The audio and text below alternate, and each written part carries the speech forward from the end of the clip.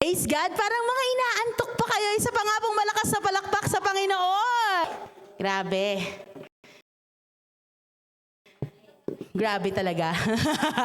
Ang lamig na po, no? Pero nagpapasalamat tayo sa Lord na tayo ay nakatayo at tayo narito para makinig ng kanyang salita. Amen. So, ang ating po mga pastor, as mentioned a while ago, ay nasa Philippines po ngayon and they are celebrating the 38th year anniversary of our Mother Church. Palakpakan naman po natin ang Panginoon. No, our Central Church in the Philippines is celebrating their 38th year anniversary. Grabe, kasing edad ko po. That's my age, 38. So, nagpapasalamat tayo sa Lord na meron tayong main church, home church in the Philippines na nag-send out sa ating mga pastor, no, para mag-share ng good news dito sa Japan at tayo ay nakakilala sa Panginoon. Amen. So, our pastors are saying hello to everyone. Alam ko po medyo matagal silang mawawala at namimiss na po nila tayong lahat, no? Pero ang ating pong pastor ay babalik next week for few days. Kaya let's continue to pray for them. Amen. Always include our pastors in our prayers. Amen po. Praise God. So kanina pong umaga, ang shinare po ng ating Pastora Jazz is about battle of the heart. Sino dito nag-face ng battle every day? Amen. Ang saya naman kung wala kang battle everyday. Pero hindi rin realistic yon. Amen. So this morning, ang share ko naman po is protecting our hearts. Grabe. Hawakan mo nga yung puso mo. Tumitibok pa ba yan? Gaano kabilis? Ang tibok ng puso ko po ngayon ay parang 100 kilometers per hour. Amen. Pero tayo nagpapasalamat sa Lord na palalakasin niya po tayong muli ngayong umaga. So let us pray po. Thank you, Jesus. Lord, we recognize your presence in this place. Salamat po, Panginoon, dahil ang iyong salita ay buhay. Dalangin po namin na buksan mo po ang puso namin, Panginoon. At maunawaan namin ng husto ang iyong salita ngayong umagang ito. Lord, ikaw ang buhay namin, Lord. I pray gamitin mo akong instrumento, Panginoon, sa iyong salita at wala pong lumabas sa aking bibig na hindi po galing sa iyo. We bless you, Lord, and we love you in Jesus' name. Amen, amen. Sa pong malakas sa palakpak kay Lord. Kaya ka lang po. At ang liwanag pala dito. Okay, so sabi ko nga po kanina, si Pastora Jazz ay nag-share about battles for the heart. So the enemy is attacking us through our hearts. Amen? Sabi ni Pastora Jazz kanina, through lies and deceptions, wounds and betrayal, fear and discouragement. Sino dito merong mga wounds? Wow, ang daming may wounds. Woo! Sino dito naranasan ng mabetray? Oh, di ba? Lalakas ng hunyo ah. Sino dito may fear? Tayo, di ba nararanasan natin yan, no? Na-discourage na at one point sa buhay nila. Di ba? Sabi niya, Pastora, hindi po at one point, every day. Amen. So lahat po tayo ay inaatake ng kaaway. At araw-araw po yan. Naniniwala ako, everyday iba-iba po ang battle na hinaharap natin. Amen? Lahat tayo, bawat isa narito, maging kabataan man, no, meron pong problemang hinaharap. Sabi ko nga, nag-uusap nga po kami ni Pastor Christian, kunyari may bata. Di ba sabi natin, ang sarap maging bata. Kasi ang problema lang nila is matulog. Pag pinapatulog ng hapon, di ba? Ayaw matulog. Or problema lang nila yung assignment nila every day. Or kailangan nilang pumasok sa school. Pero, kung isipin nyo, bata, may problema din. Amen? So lahat po tayo, we have different kind of situation every day. Amen? At yung mga sitwasyon po na yon, it can scar our hearts. Di ba? Pwedeng meron pang naiwan na sugat dyan sa puso mo. Pwedeng meron ka pa ngayon hinaharap na noon pa nangyari. Pero hanggang ngayon, masakit pa rin sa'yo. So, lalo na ngayon po, what you see in social media. Diba? Ngayon, mga balita, grabe na po. Nanay sa anak, nagpapatayan. Diba? Kung ano-ano na po ang mga nangyayari. So, pwedeng yung mga bagay na yon will put fear in our hearts. No, magkakaroon ka ng ayaw mo na lang minsan lumabas, ayaw mo na makihalubilo, ayaw mo na makipag-usap, or ayaw mo na makamit ng ibang tao kasi meron kang fear na baka yung mga nakita mo sa news, mangyari sa'yo. Amen? So the enemy is putting fear in our hearts. The enemy is putting doubt in our hearts every day. Kaya it's important po na yung mga battle na hinaharap natin, alam din natin kung paano natin lalabanan. Amen? Sino dito maraming worries about the future? Ano kayang mangyayari in the future? Or worries naman about tomorrow? Diba? Kahit nasabihin natin, sabi ni Lord sa Bible, do not worry about tomorrow. Let tomorrow worry about itself. Pero hindi natin maiwasan mag-alala minsan. Diba? Kasi bakit? Meron kasing kaaway. Nasabi sa John 10:10, diba? The devil came to steal, to kill, and to destroy. Wala siyang ibang goal. Hindi niya goal na ikaw ay proteksyonan. Hindi niya goal na ikaw ay pasayahin. Ang goal lang po ng kaaway sa atin, sirain tayo. Sirain yung laman ng puso mo. No? So as a Christian, it is important for us to protect our hearts. Amen? Bakit po? Sabi po sa Proverbs 4:23 in NIV version, above all else, guard your heart. Can we say, guard your heart? Why? For everything you do flows from it. So sabi po dyan, guard your heart. Pwede mo bang hawakan ulit yung puso mo? Sabi mo, I will guard my heart. No, whatever is in your heart will result to your action.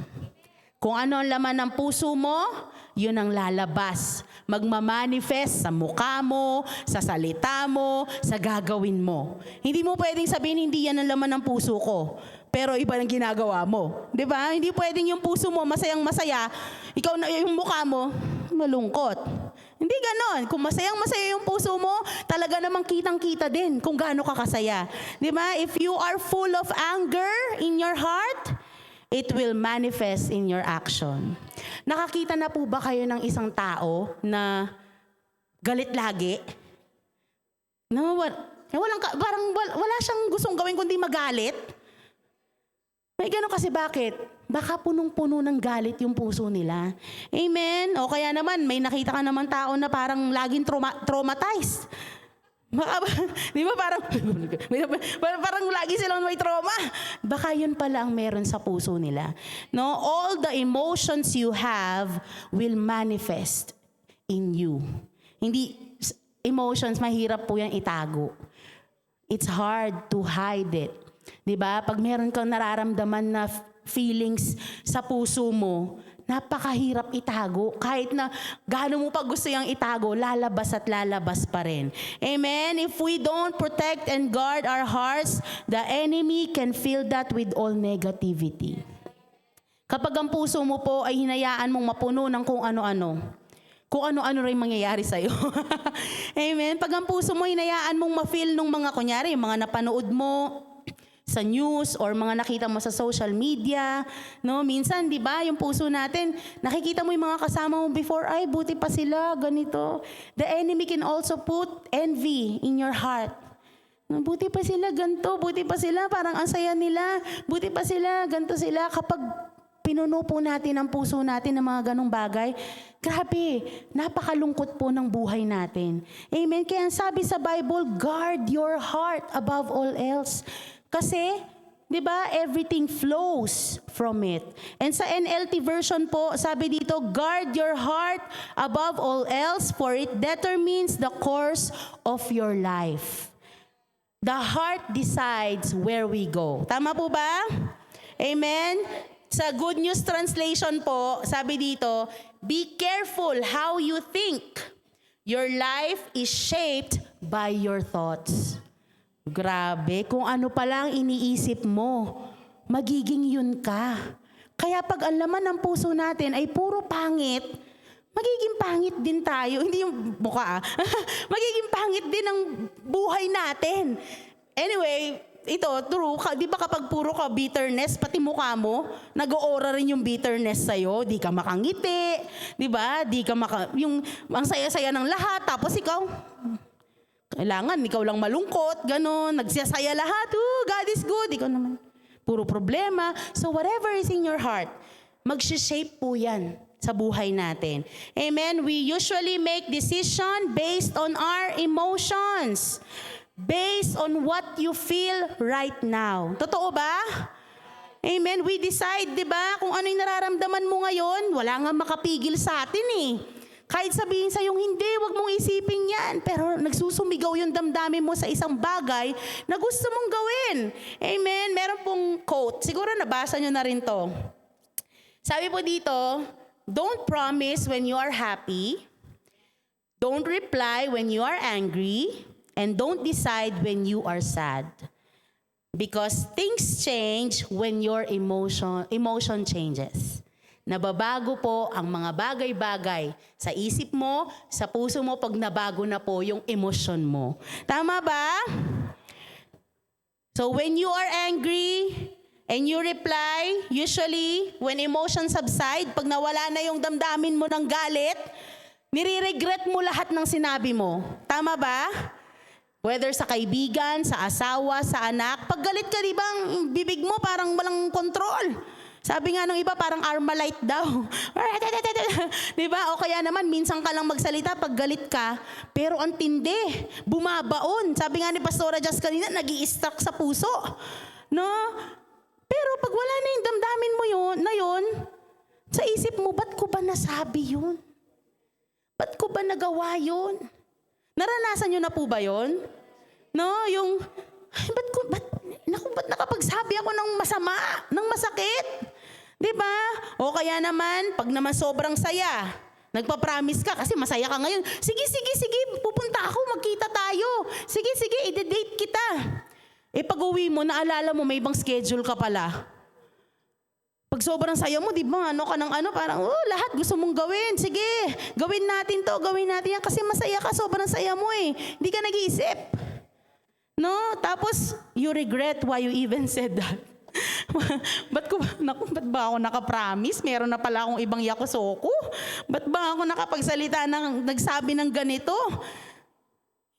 Meron na pala akong ibang gagawin. O kaya naman, pag sobrang lungkot naman.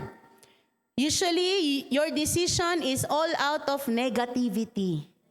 Pag malungkot ka naman, yung puso mo, pinuno mo ng kalungkutan. Nagiging main character sa isang teleserye. 'Di ba? Lahat naman ng desisyon mo, pangit, malungkot. Kahit sabi ko nga kanina, masaya na lahat, malungkot ka pa rin. Amen? So, ang puso mo, ano bang laman ng puso mo? Paano mo ba kinokontrol ang puso mo o hinahayaan mo ang emotion mo nagkokontrol sa'yo? Amen? Kaya ang sabi ni Lord, guard your hearts. Guard your hearts. Marami pong relasyon ang nasira dahil sa galit, 'di ba? O kaya naman mga broken promises, 'di ba? Mag-asawa, naghiwalay kasi pag nag-away, walang kontrol ng bibig. No, minsan akala natin sinabi ko lang naman ng totoo. Kasi 'yun ang laman ng puso ko, pero hindi mo alam yung salitang sinabi mo nagba-bounce. And every time they get sad, they remember what you said. Amen. Many broken families, many friendship, naghiwalay dahil sa emotions, dahil sa laman ng puso. Amen. Mga anak, hindi nire-respeto ang magulang. Kasi kung paano magsalita sa mga anak, ang sakit. Di ba? Nung bata tayo, meron tayong mga hindi makalimutang mga salitang narinig natin mula sa mga parents natin. Na hanggang ngayon, 30 ka na, 40 ka na. Yung 10-year-old na ikaw na narinig mo before, hindi mo makalimutan. So, importante po kung anong nilalagay natin sa puso natin. Amen? Importante po kung anong laman ng puso natin. Kasi yan ang laging lalabas sa atin. Yan ang laging magmamanifest kahit pilitin mo pa. Pag puro bitterness ang puso mo, di ba lahat ng salita mo bitter din? Pag puro resentment ang heart mo, yung patong-patong na sama ng loob, di ba, lagi mo naaalala, ay, nangyari sa akin yan. No? So, hawakan mo ulit yung puso mo. One question, anong laman ng puso mo ngayon? Amen? Do you protect your heart from evil? Do you protect your heart from negativity? Do you protect your heart from the voice of the enemy? Amen? Our hearts, our emotions can bring us to a place where we don't want to go. Ngayon lang masaya ka. Di ba minsan galing ka sa church, napuspos ka, ang saya-saya mo. Tapos biglang may tatawag sa'yo. Negative ang sinabi. Wala na. Lahat na ng word of God, nakalimutan mo na. Amen? Lahat na ng magandang sinabi sa'yo, nakalimutan mo na. Kaya totoo po yung isang pagkakamali lang nakalimutan na lahat ng ginawa. Kasi yung laman ng puso, very minimal lang yung good. Natingin mo sa tao, isang jackpot ka lang sa akin pag nagkamali ka. Di ba? Kasi yun ang laman ng puso mo. Pero kung ang laman ng puso mo ay, magpapatawad ako, uunawa ako all the time, iintindihin ko kahit masakit, kung yun ang pinlant mo sa heart mo, di ba kahit na anong gawin sa'yo, lagi mo naiisip na meron kang compassion na, sige lang, baka wala lang siya sa mood ngayon. Diba? Si Jesus, He is full of compassion sa atin. Diba? Kaya nga hindi tayo nagbibingo pa kay Lord eh. Amen? His mercy is new every morning. Sabi sa Bible, kasi ang puso ng Diyos sa atin ay punong-puno ng pag-ibig. Kung tayo ay punong-puno ng pag-ibig, hindi lang sa mga kapwa mo believers, pero sabi nga ni Pastora Jess kanina, minsan mas harsh pa nga tayo sa kasama natin sa loob ng church. Diba? Mas mapagmahal pa tayo sa labas, mas mahaba pa yung PC natin sa labas. Kung ang puso natin ay puno ng pag-ibig ng Diyos, kaya mong mahalin kahit sino. Amen? Kung ang puso mo ay pinoteksyonan mo ng pag-ibig ng Diyos, hindi ka madaling give up. Hindi ka madaling mawalan ng pag-asa. Amen? It can make us lose people. Our emotions, our hearts, kung ano laman ang puso natin, pwede kang malose ang people. Kasi bakit? You don't consider them. Ang heart, iniisip mo lang, ito ako. Ito ang nararamdaman ko. Amen? And worst, we can lose our faith. Kasi kapag dumating na ang challenges, pag dumating na ang trials, kapag ang puso mo hindi protected sa Diyos, madali kang bumigay. Madali mong sabihin na, wag na nga, ayoko na nga, stop na ako, quit na ako, ayoko na. Madali, bakit? Kasi yung puso mo hindi naka-insured sa Diyos. Amen? So paano ba natin mag-guard ang puso natin? Tanong mo sa katabi mo, paano ba natin mag-guard ang puso natin? Tatlo lang po ito. Number 1, we have to pray. Amen. Philippians chapter 4, verse 6 to 7.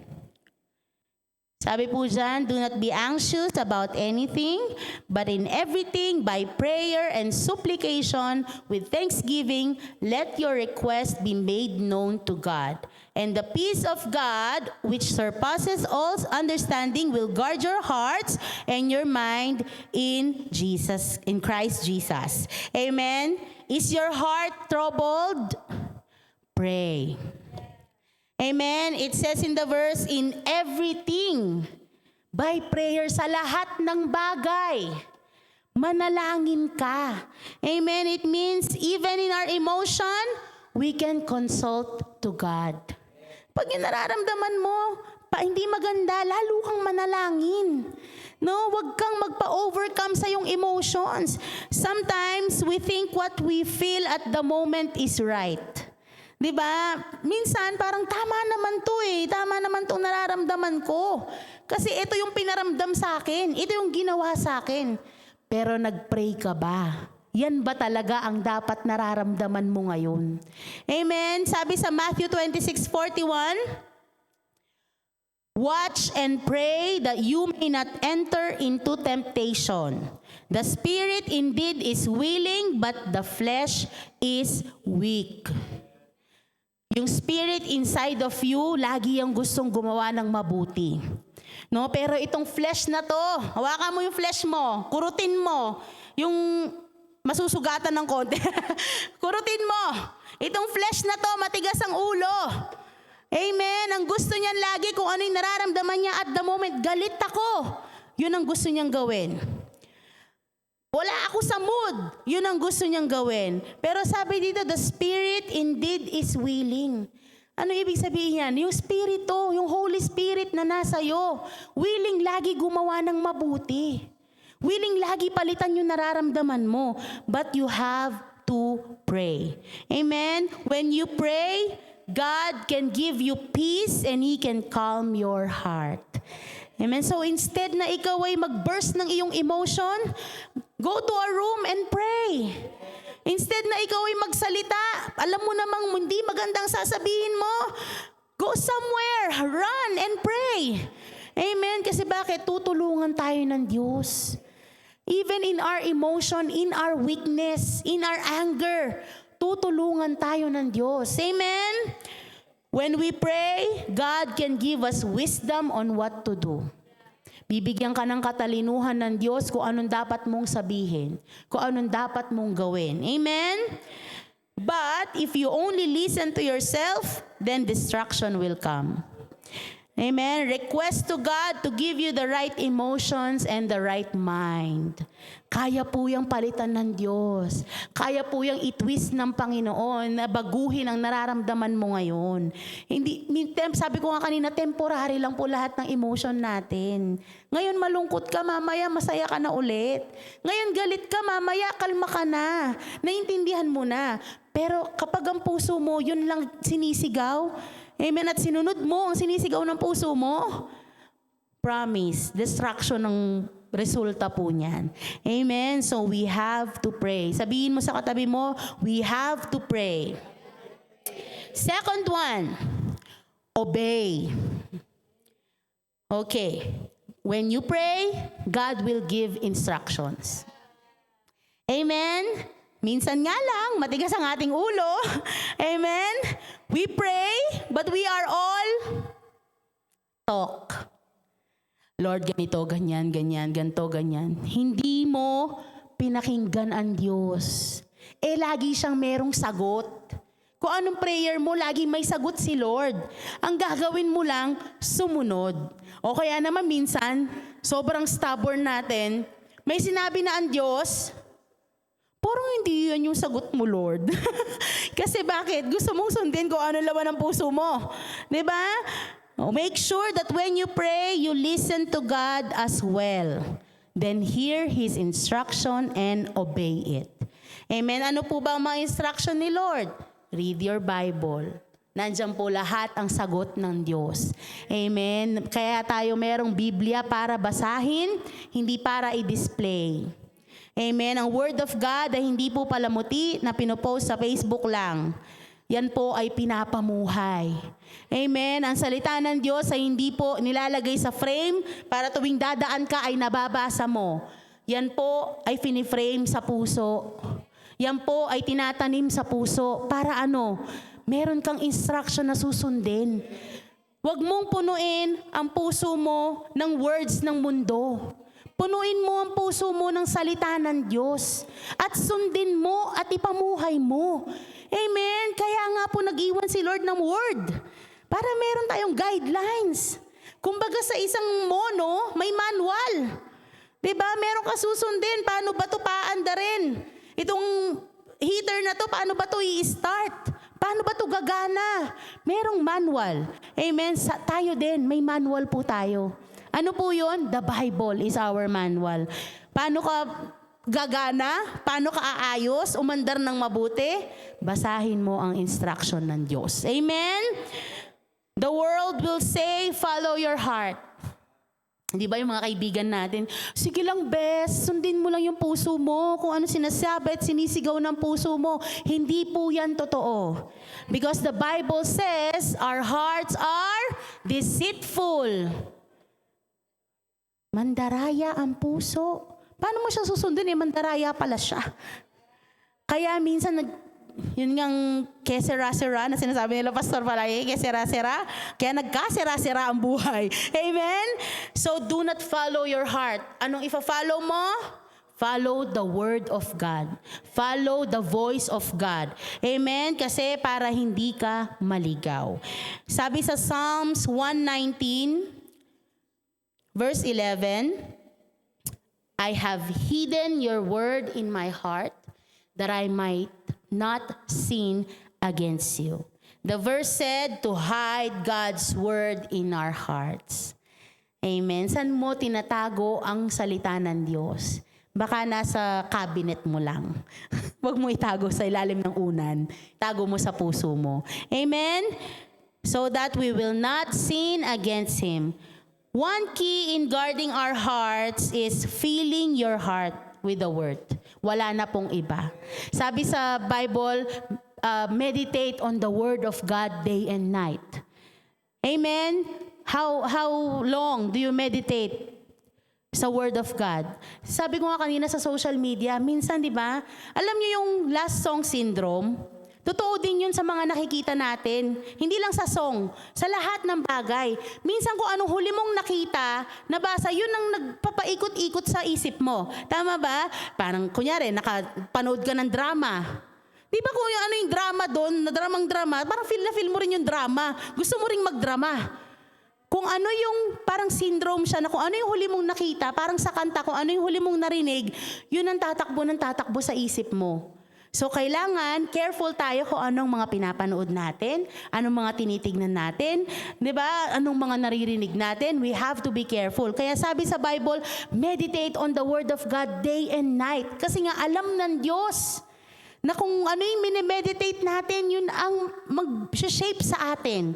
Kung ano iniisip mo, yun ang mangyayari sa'yo. Amen? So, kung 24 hours, anong laman ng isip mo? Anong iniisip mo sa buong araw na binigay ng Diyos sa'yo? Amen? Do you obey His word kahit sa small things? Sa maliit na bagay? Sabi sa Bible, whether you eat, you drink, whatever you do it for the glory of God. Sa lahat ba ng ginagawa mo, iniisip mo, nararamdaman mo, do you do it for the glory of God? Amen? Pag puno ang puso mo ng salita ng Diyos, wala nang space para sa demonyo. Parang isang baso, kapag puno na yan, hindi mo na yan malalagyan. Kasi puno na siya eh. Pero kapag konti lang, di ba may space pa to fill it? Ganon din ang puso natin. Kapag ang puso mo ay puno na ng alalahanin, puno na ng mga bagay sa mundo, paano pa mag-fill si Lord ng bago? Amen? Pag empty ang puso mo, kaya lagyan ng demonyo ng negativity, ng worries. Kasi empty eh. Pero pag pinuno mo ng Word of God yan, hindi na alam ng kaaway, ay, wala nang space. Makalayas na nga dito. Wala mo malagyan dito. Hanap na lang ako ng ibang pwedeng lagyan. Pero pag empty, empty yung puso nito. Sige lang, bato yan ng bato. Bato-bato ng negativity. Hanggang sa hindi mo alam, puro pasaka na sa lahat ng binato sa'yo ng kaaway. Amen? So, kung pupunuin mo man ang puso mo, punuin mo ng salita ng Diyos. Punuin mo ng Word of God. Hindi ng salita ng asawa mo, hindi ng salita ng kapitbahay mo, hindi salita ng kung sino man, kundi punuin mo ng salita ng Diyos. Amen? Hindi salita ng anime, kung ano-anong mga nasa puso natin, no? Hindi, kundi ano ba ang salita ng Diyos, yun ang ilagay mo sa puso mo. Amen? Tingnan mo yung katabi mo, buhay pa ba siya? Tumitibok pa ba ang puso niyan? Woo! Last one. So una po, we have to pray. Pangalawa, we have to obey the word of God.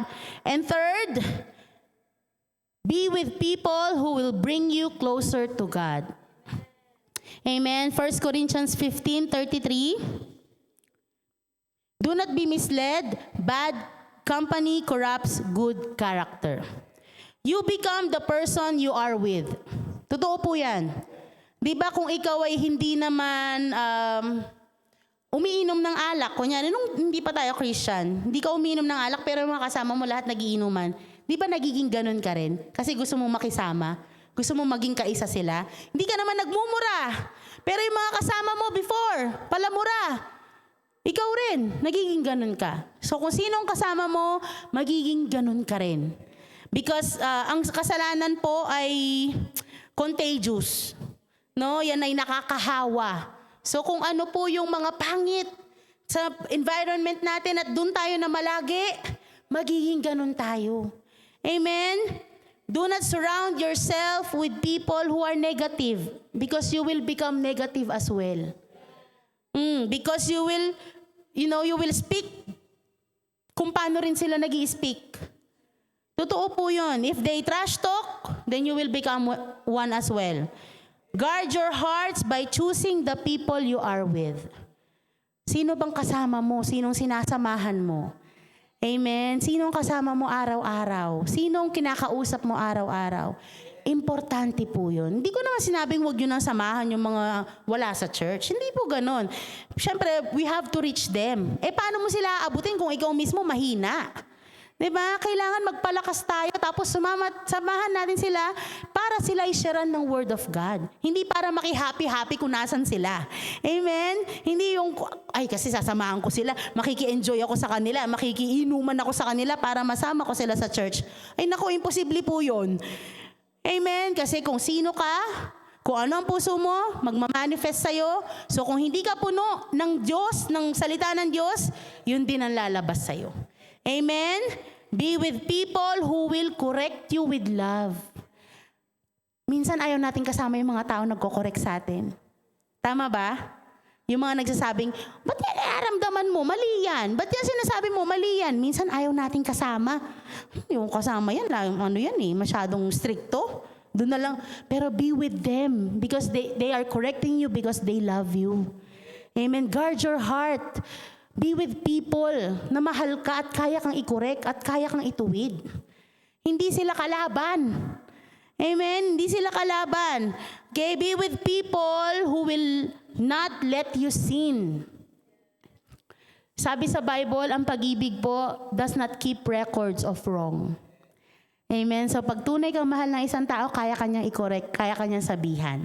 At hindi po yun parang laban sa'yo, kundi pagmamahal yun dahil ayaw kanilang mapahamak. So piliin po natin yung mga magiging kasama natin kasi it will affect you. It will affect who you are. Amen? Mapalad tayo, meron tayong church family. Amen? Meron tayong kasama na may parehong pananampalataya natin. Huwag mo silang i-despise. Love them. Amen? Be with them. Give time for them. Kasi itong puso natin very vulnerable. Masyado po itong mahina.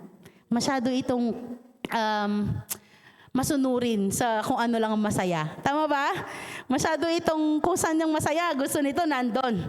Kung ayaw nito nang nasasaktan, ayaw nito nang nahihirapan, ayaw nito nang nag-worry. Kaya minsan, ngayong moment na to, kung ano yung convenient, nandun ka. But it's important to know the Word of God. Kasi kung hindi mo alam ang salita ng Diyos, hindi mo alam kung anong gagawin mo. Amen? Tawakan mo yung puso mo. Para po itong isang sisidlan. No, sabi sa Bible, hindi mo pwedeng lagyan ng bagong alak ang lumang sisidlan. Kasi sasabog siya. Puputok siya. So ang puso mo, kapag puno ito ng lumang bagay mula sa mundo, maaaring sumabog pag tinanggap mo yung bago.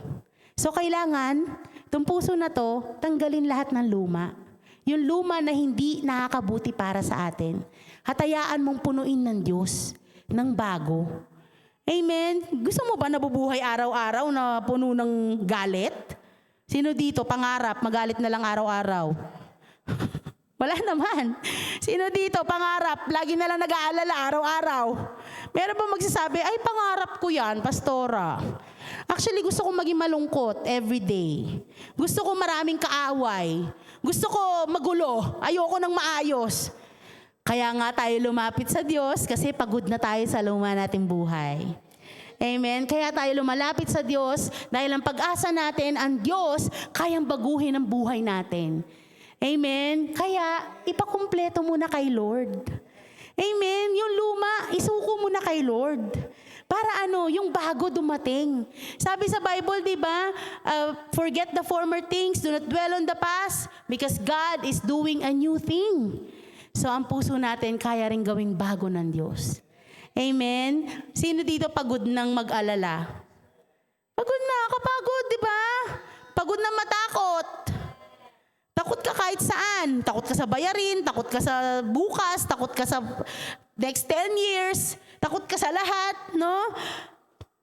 Pwede nating pabago yan kay Lord. Amen. Sino dito yung puso niya may sugat?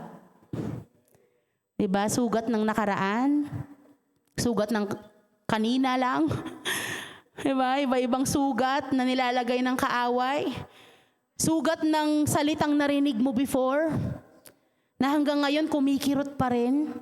Sugat ng isang sitwasyon na nangyari sa'yo, na hanggang ngayon, naaalala mo pa rin. Kaya nagagalit ka, kaya nalulungkot ka. At hindi po yun kalooban ng Diyos. Gusto ng Diyos tayo ay masaya. Gusto ng Diyos tayo ay buo. Amen? At wala rin namang ibang magpapagaling sa atin kundi si Lord lang. Wala rin namang ibang bubuo ng puso mo kundi si Lord lang. Amen? Kaya saan tayo tatakbo? Kay Lord lang. Amen? Because even our friends are vulnerable. They are also limited. Even our parents are limited. Our husband, our wives are limited. They cannot fix us. Even us cannot fix us. Only God can heal and fix us. Amen? Kanina sabi ni Pastor Just sa verse na binasa niya, God is near to the brokenhearted. So if you have brokenness in your heart, God is near you. Pag ikaw ay nasasaktan, lalong malapit ang Diyos sa'yo. Pag ikaw ay nalulungkot, lalong malapit ang Diyos. Kaya kung nandito ang Diyos, huwag ka pupunta dito. Dito ka pumunta. Kapag kunasan si Lord, doon ka tumakbo. Hindi yung kunasan si Lord, palayo ka. Nandito si Lord, ay dito ako. Nandito ang presence ni God, ay dito ako. Kaya lalong nasisira tayo. Hindi tayo i-fix ng kaaway. Baka iniisip mo, sige lang, mag-isolate lang ako. At ayoko lang kayong makitang lahat. Gagaling ako. Hindi po totoo yun. Only God can heal us. Amen? Kung meron kang hurt, only God can heal you. Kung meron kang pain, only God can heal you. Walang iba. Hindi social media, post sa Facebook ang mag-heal sa'yo. Ma-post nga to para malabas ko ang nararamdaman ko. Hindi. That's all lies of the enemy. We only run to God when we're broken because only God can fix us. Amen? So, sino dito gusto pagalingin siya ni Lord? Sa nakaraan. Ayusin siya ni Lord mula sa nakaraan. Ayusin ni Lord ang puso niya. Bigyan siyang bagong puso ng Diyos. Ang saya nun, no? Yung gigising ka sa umaga kahit marami kang problema, hindi ka malungkot. Gigising ka sa umaga, kahit marami kang nararanasan, masaya ka kasi you know you are secure sa Lord. So this morning, alam ko po lahat tayo iba-iba ng nararanasan. Lahat tayo iba-iba ng problema. Kahit kabataan, merong problemang hinaharap. Kahit kabataan, nabobroken hearted din yan. Hindi lang sa boyfriend, girlfriend, even sa family, even sa school. Alam ko, we have brokenness inside us. And this morning, God wants to heal us. God wants to make your heart new. Diba? Ayaw ng Lord na ikaw ay nagsasuffer every day. Yung narinig mong balita kahapon na nag-break sa'yo, kayang burahin ng Diyos at palitan ng bago. Sino dito gusto ng bago mula sa Panginoon? Gusto niya pagalingin siya ni Lord. Gusto niya ayusin ni Lord ang puso niya. Kasi Lord, ayoko maglingkod na hindi buo ang puso ko. Kasi ang pananampalataya mo ay magiging half lang din. Pero pag ang puso mo ay nasa Diyos, kaya mong maglingkod kahit ano pang sitwasyon. Amen? Praise God. Palakpakan po natin ang Panginoon and tayo po ay tumayo. So today, magpapa-check up tayo